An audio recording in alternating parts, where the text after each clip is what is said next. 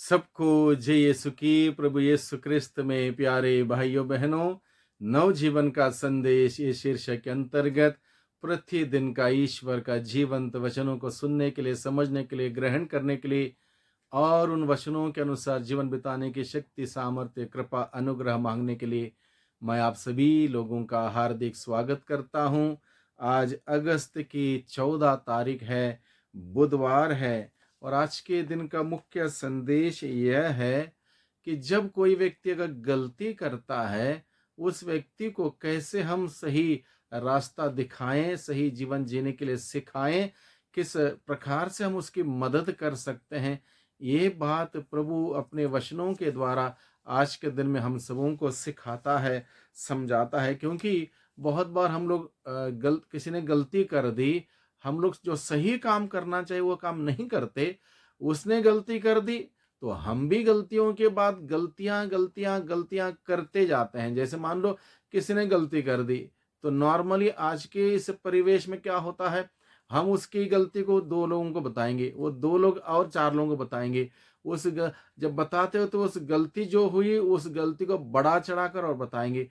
कुल मिला के क्या होता है, उस व्यक्ति का नाम खराब होता है और उस व्यक्ति का काम खराब होता है। हर प्रकार से हम उसको तकलीफ देते हैं, दुख देते हैं। ऑलरेडी वो कुछ गलती करके दुखी है, हम ये नहीं सोचते हैं कि उसको हम हेल्प करें, बल्कि उसका नाम खराब करना, उसका पीठ पीछे बातें करना, उसकी कहानी बनाना, कहानी फैलाना।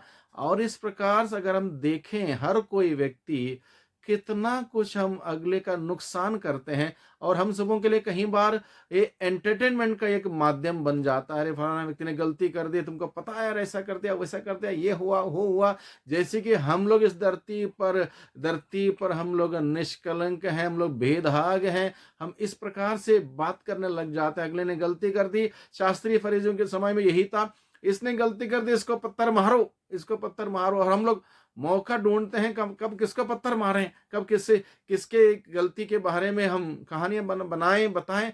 ऐसा परिवेश, ऐसा माहौल चल रहा है। इसलिए हम सभी लोगों के लिए, मुझे और आपको, हम सभी लोगों के लिए प्रभु ने आज के दिन में बहुत ही सुंदर खास संदेश यह दिया है। मैं समझता हूँ ये संदेश बहुत ही सुंदर, एक बहुत ही बेहतरीन संदेश हम सबों के लिए, सुनने के लिए, मानने के लिए, उसके अनुसार जीने के लिए। अगर ऐसा करेंगे तो हम लोग लोगों का जीवन का निर्माण कर पाएंगे। लोगों को बर्बाद नहीं करेंगे, बल्कि उनका जीवन का निर्माण करेंगे। गिरे हुओं को ऊपर उठाने का काम, जो भटक गए हैं सही रास्ते में लाने का काम, और इस प्रकार से प्रभु के साथ जोड़ने का काम करेंगे। धन्य है वो जो मेल कराता है, प्रभु का वचन कहता है। यानी कि ऐसा कार्य करने के लिए प्रभु हमें आज के दिन में बुलाता है। आज का प्रसंग हम सबों के सामने रखा है, संत मत्ती के द्वारा रचित सुसमाचार अध्याय 18 पद संख्या 15 से 20 का प्रसंग है। यहां पर लिखा है, यदि तुम्हारा भाई अपराध करता है, यदि तुम्हारा भाई अपराध करता है तो जाकर उसे अकेले में समझाओ। प्रभु हमें क्या सिखाता है, यदि तुम्हारा भाई अपराध करे, भाई अपराध करे, बहन अपराध करे, तो उसको अकेले में समझाओ। यानी कि ऐसा काम करने से कोई वहां पर कोई सुधार होगा, अच्छाई आएगी। अगर मान लो भाई ने अपराध कर दिया, बहन ने अपराध कर दिया, मैंने उसके उस अपराध को 10 लोगों के सामने बता दिया, उसका नाम खराब कर दिया, और इस प्रकार से करने से गलती एक हुई एक व्यक्ति से, और हम लोग हजारों गलतियां कर बैठते हैं। इसलिए प्रभु चाहता है कि हम गलतियों के लिए गलतियां ना करें, गलती के लिए सुधार कैसे करना है, इस बात को प्रभु हमें समझाते हैं। इसलिए अपराध करता है तुम्हारा भाई या बहन, तो जाकर उसे अकेले में समझाओ। यानी कि इससे पहले कि वो गलती इधर उधर सब जगह फैल जाए, चार लोगों के सामने जाए और चार लोग उसको घृणित दृष्टि से देखें, उससे पहले अपने भाई को अकेले में समझाओ। कितना सुंदर एक शिक्षा है प्रभु की, जो कि अगर हम इसको करेंगे कितना एक अच्छा होगा। समाज में एक परिवेश में जीना कितना अच्छा होगा, कितना आनंदित होगा। लेकिन ऐसा अक्सर होता नहीं है। आगे प्रभु का वचन कहता है, यदि वह तुम्हारी बात मान जाता तो तुमने अपने भाई को बचा लिया। यदि तुम्हारी बात मान जाता है, तुमने अपने भाई को बचा लिया। सारी गलती वहां पर दोबारा सुधार करने का एक मौका उसको मिला, नया जीवन शुरुआत करने का मौका मिला।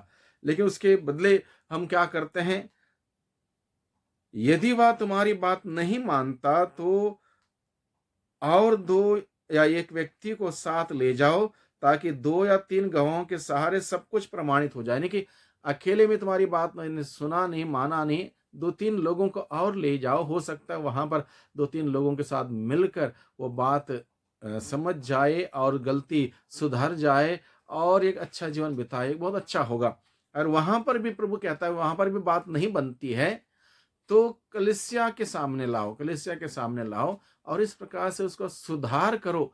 किसी प्रकार से उसको कंडेम मत करो, उसको पत्थर मत मारो, उसके ऊपर उँगली मत उठाओ, उसकी गलती को एंटरटेनमेंट का माध्यम मत बनाओ, बल्कि उसको सुधार करने के तमाम उदाहरण प्रभु आज के दिन में हम सबों के सम्मुख रखते हैं कि अकेले में या 2-4 लोगों को लेकर या कलीसिया के सामने लाते हुए उसको सुधारो, अन्यथा नहीं सुधारोगे वो बर्बादी के रास्ते पर आगे बढ़ेगा और बर्बाद हो जाएगा, जो कि प्रभु नहीं चाहता। प्रभु की योजना क्या है?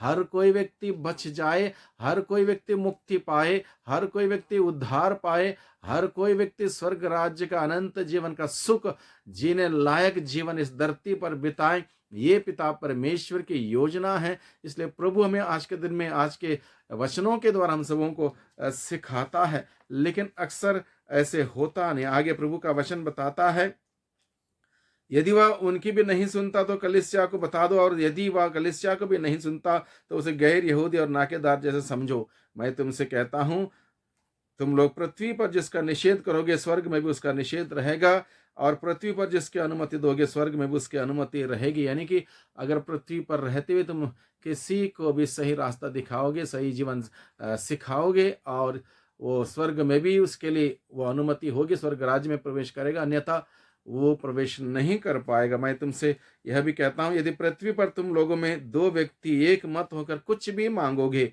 तो वह उन्हें मेरे स्वर्गीय पिता की ओर से निश्चित ही मिलेगा।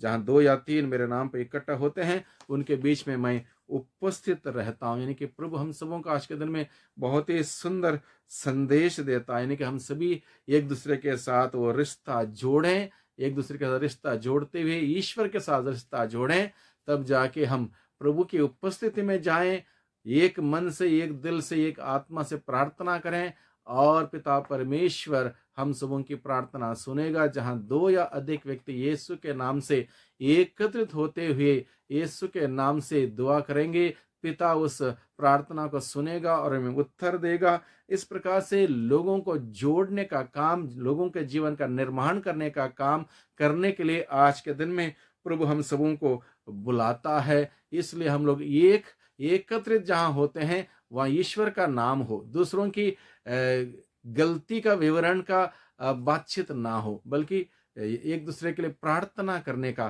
काम हो, एक दूसरे को सही मार्ग दिखाने का काम हो। इस प्रकार से अगर हम कार्य करेंगे, निश्चित रूप से हम लोग प्रभु के वचनों के अनुसार चलते हुए स्वर्ग राज्य में प्रवेश करने लायक जीवन बिताएंगे।